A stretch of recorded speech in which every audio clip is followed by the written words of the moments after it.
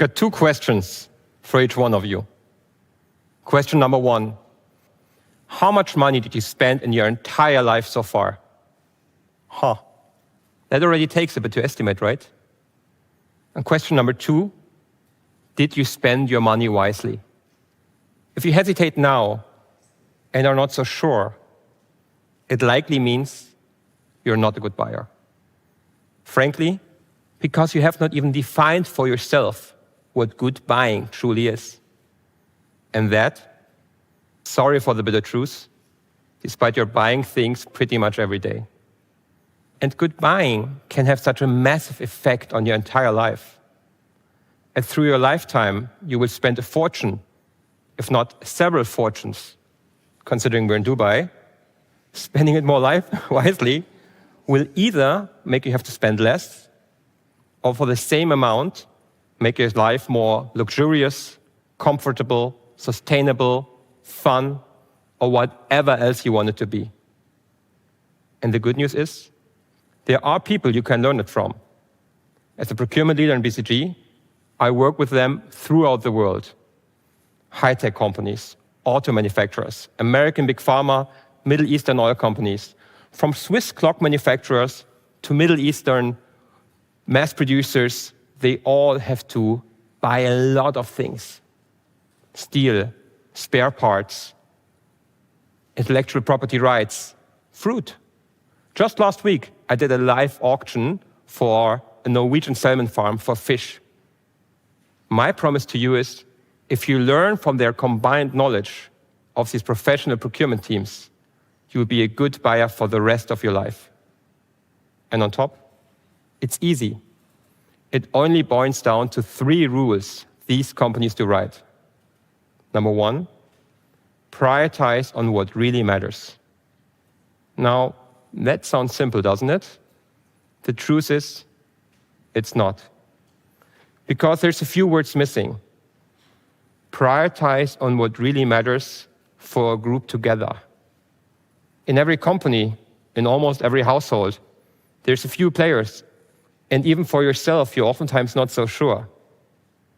How to prioritize healthy food versus cheaper prices? How about a more comfortable buying experience versus sustainable products? Do we pay extra just to make our neighbor jealous? You might laugh, but I'm from Germany, and you might argue we built an entire auto industry purely on that feeling. Now, professional buyers, they actually read the corporate strategy, they align with business partners to find out what is it really that makes our company better. The superstar buyers go even further. They graphically pin down what are the priorities and then share with everybody. For your life, it might look like this. Maybe at the start, during education, start of your career, you don't have so much money, and therefore you want to have fun, but you have some cost consciousness. A bit later, you might found a family, get children, and you care a lot about quality of the food, of the toys, of the furniture, just to have it all right for them. Maybe a bit later, you care a lot about comfort. You just want to have an easygoing lifestyle. I've even seen a lot of families like this who have slightly different priorities.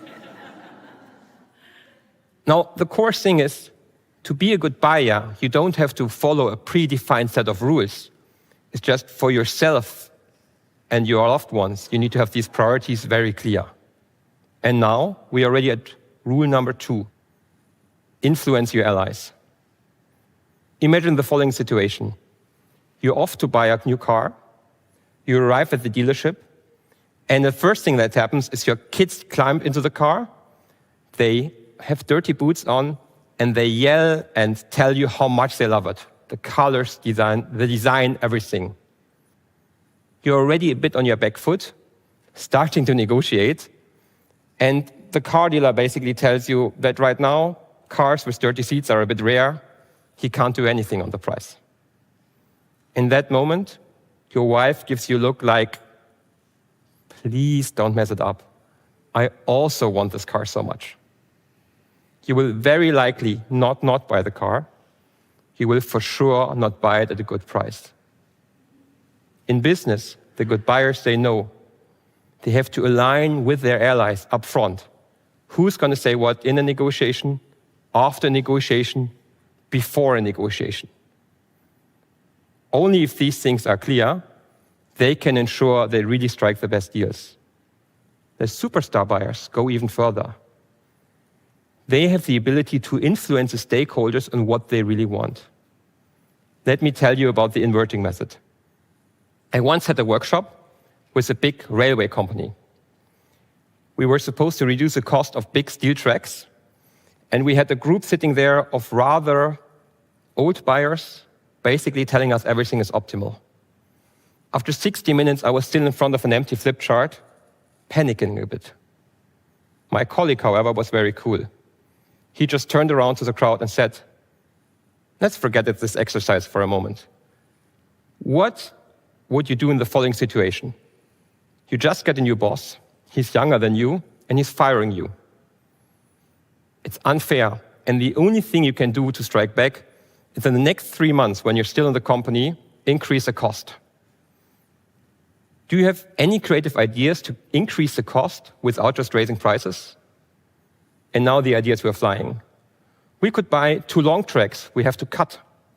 We could buy 2 short tracks, we have to weld together. We could buy too many and we have to put on stock. We could order too late, so we have to pay a fee. We could pay too early to not have interest rates. We could pay too late to pay a fine. All of a sudden, the flip chart was full, and my colleague turned around again. Are we sure we're really at the optimum in each one of these dimensions? And when you're buying a car, you can do the same with your family. What would we have to do to increase the price? We could buy it in the spring, in an expensive city, only go to one dealer in a rather high-class part of the town. We could state right away, we will only go to you, to the dealer. We could tell them how much we love the car. We could not ask for a rebate. And once you've listed all these things and then turn it around, then you really come close to what's an optimum. To me, the inverting method is also a great reminder. Good buying can be fun, and good buying can be creative. And now, we are already at rule number 3. Negotiate from strong starting positions. People might think strong negotiations have something to do with strong-arming somebody, with being mean, with being aggressive, almost yelling at people. The opposite is true. It starts way before, and it has a lot to do with the alternatives you build. You need to align what are alternative suppliers, what are maybe alternative products. Good buyers maybe even extend the usage of the existing solution just to ensure they're not under time pressure. The superstar buyers go even further. Sometimes they destroy alternatives just to make a point. Now that sounds a bit odd, doesn't it? But in this world, you learn best from extremes. And let me tell you an extreme historical example. In 1519, Hernando Cortés arrived in Veracruz, Mexico. He only had 500 soldiers, in front of him the vast Aztec Empire. What he did is, he gathered his people on the beach, made sure the Aztecs saw him, and then he dismantled and partly sunk his ships. Just to make a point, we will not go back.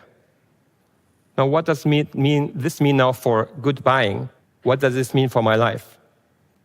I know a couple who was supposed to buy a house, and they had 2 alternatives. Alternative 1 they loved, but it was slightly too high. Alternative 2, let's call it house number B, they didn't like as much, but they could afford it. Now the owner of house A, which they really liked, was playing them, putting them on the long bench, basically waiting for a better offer to come in from somebody else or from them. At one point, the wife just made a notary appointment for house B, went back to house number 1, to the owner, and basically said, this is our goodbye meeting. We sadly will not come back. Here's our approval of the notary appointment for house B. Thank you for all the discussions. Only then, when it became serious, the owner of house number 1 gave in. Only then, they were able to strike through. There was no yelling needed, no bluffing. It was just a plain playing of the alternatives from a position of strength. whatever you have spent in your life is gone. Whatever you will spend next, think about these 3 rules, and you will spend your money wisely. Thank you.